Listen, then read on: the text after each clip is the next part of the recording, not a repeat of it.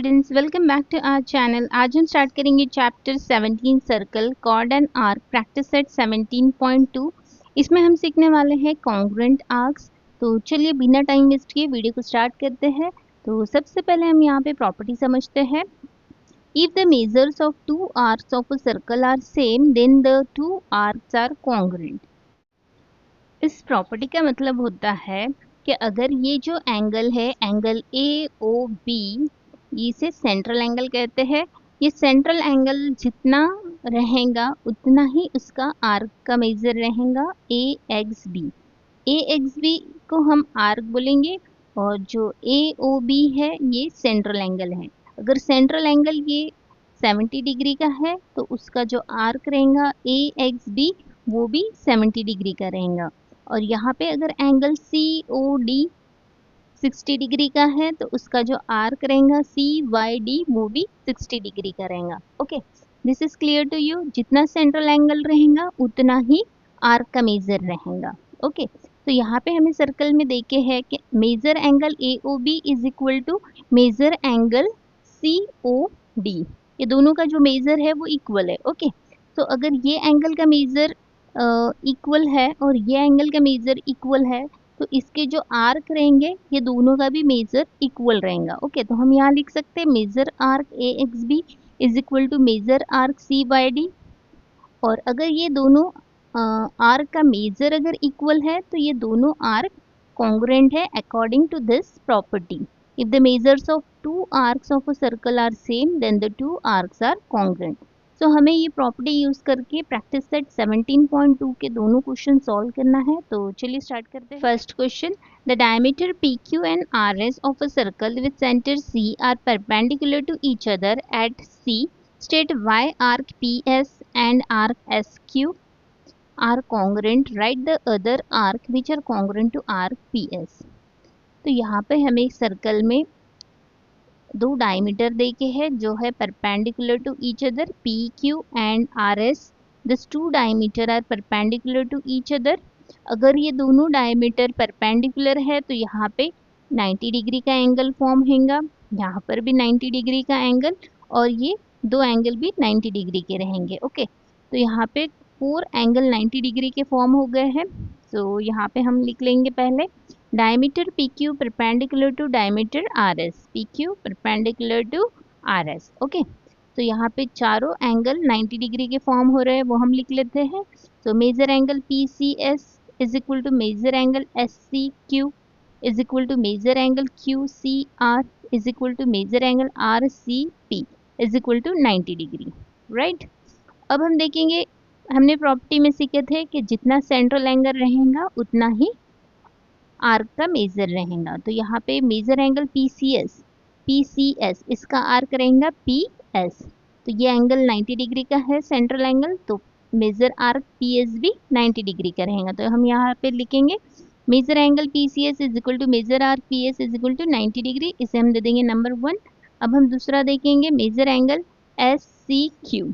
अब S C Q भी 90 degree है तो इसका भी आर्क एस क्यू 90 डिग्री रहेगा, तो वो भी हम यहाँ लिख लेते हैं major angle S C Q is equal to major arc S Q is equal to 90 degree. Second number दे देंगे। अब अगर ये दोनों एंगल के मेजर्स इक्वल है तो दोनों आर्क भी के मेजर भी इक्वल रहेंगे। तो हम यहाँ लिखेंगे measure arc P S is equal to major arc S Q from 1 and 2। So अगर ये दोनों के मेजर्स इक्वल है तो ये दोनों आर्क कॉन्ग्रुएंट है अकॉर्डिंग टू दिस प्रॉपर्टी। तो यहाँ हम लिखेंगे arc P S congruent to arc S Q.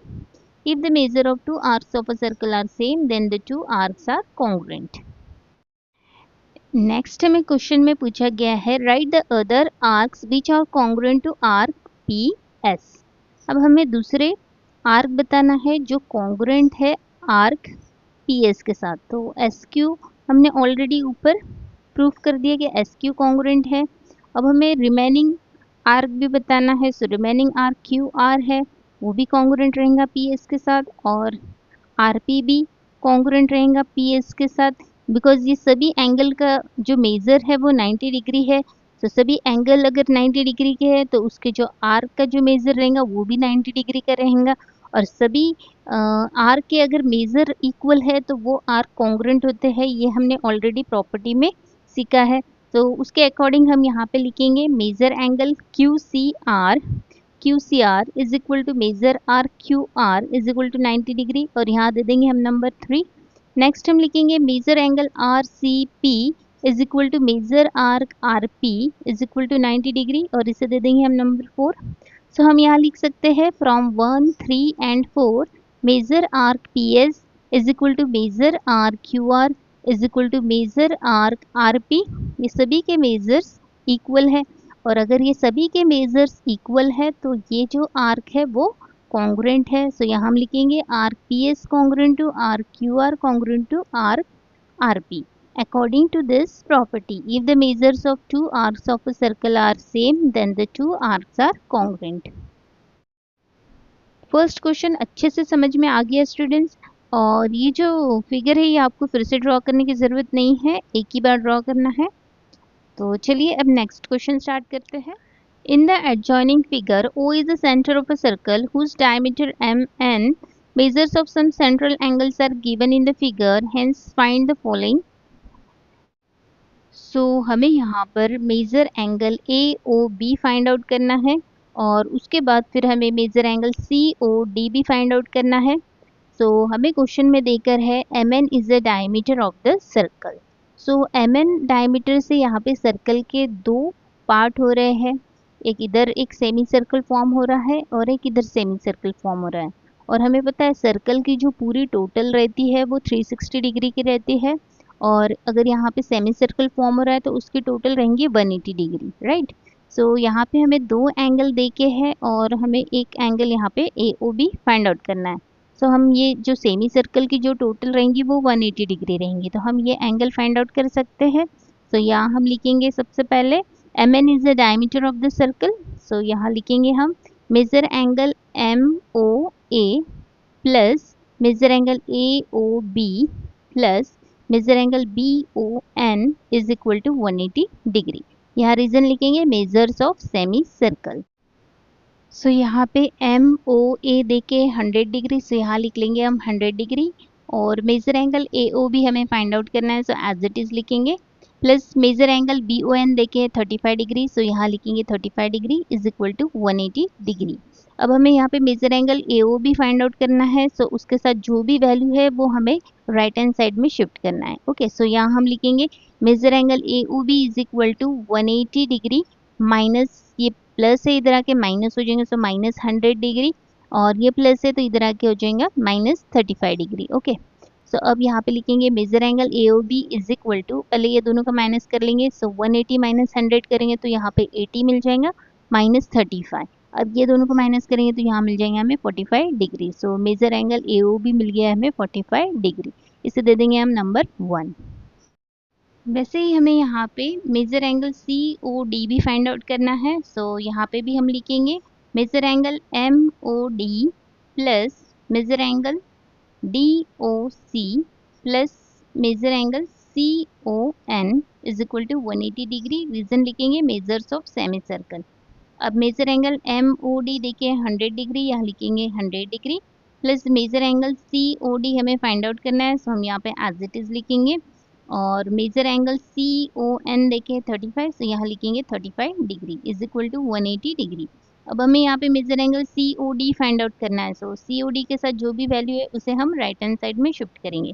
यहाँ लिखेंगे इज इक्वल टू 180, और ये प्लस है तो इधर आके माइनस हो जाएंगे माइनस 100 डिग्री, और ये भी प्लस है इधर आके माइनस हो जाएगा माइनस 35 डिग्री।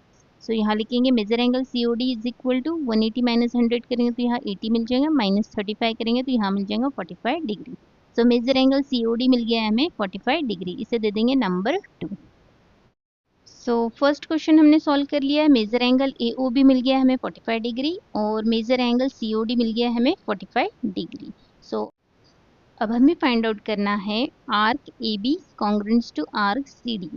हमें पता है ये जो सेंट्रल एंगल जितना रहेगा उतना ही आर्क का मेजर रहेगा। Central angle A O B हमने फाइंड आउट कर लिए है 45 degree. A O B 45 degree है तो आर्क ए बी भी 45 डिग्री रहेगा, और सी ओ डी भी हमने फाइंड आउट कर लिया 45 डिग्री। सी ओ डी 45 डिग्री है, इसका जो आर्क है सी डी वो भी 45 डिग्री रहेगा। हम यहाँ लिख लेते हैं measure arc A B is equal to measure angle C O B is equal to 45 degree from 1। और नेक्स्ट लिखेंगे हम measure arc C D is equal to measure angle C O D is equal to 45 degree from 2। So from 1 and 2 हम लिख सकते हैं ये दोनों angle same है, so measure arc A B और मेजर आर्क सी डी भी same रहेंगे। सो यहाँ हम लिखेंगे measure arc A B is equal to major arc C D. और अगर ये दोनों आर्क के मेजर सेम है तो ये दोनों आर्क कॉन्ग्रेंट रहते हैं। तो यहाँ हम लिखेंगे arc A B congruent to arc C D, और यहाँ पे हम प्रॉपर्टी लिख लेंगे if the measures of two arcs of a circle are same then the two arcs are congruent। okay, so ये हमने यहाँ पे प्रूफ कर लिया है कि arc A B congruent to arc C D. अब थर्ड क्वेश्चन में हमें फाइंड आउट करना है show that chord A B congruent to chord C D. Okay, तो यहाँ पे हम लिखेंगे arc A B congruent to arc C D from third, ये ऑलरेडी हमने प्रूव कर लिया है। आर्क ए बी है वो कॉन्ग्रेंट है आर्क सी डी के साथ। सो अगर ये आर्क कॉन्ग्रेंट है तो इसका जो करस्पॉन्डिंग कॉर्ड है वो भी कॉन्ग्रेंट रहता है। सो यहाँ हम लिख सकते हैं chord A B congruent to chord C D, और यहाँ पे रीजन लिखेंगे chords corresponding to congruent arc are congruent. Okay, so तीनों क्वेश्चन हमने सॉल्व कर लिए हैं। स्टूडेंट्स, अगर आपको वीडियो हेल्पफुल लगा हो तो वीडियो को लाइक करें, शेयर करें और चैनल को सब्सक्राइब करना ना भूलिए। मिलते हैं नेक्स्ट वीडियो में, तब तक के लिए कीप लर्निंग।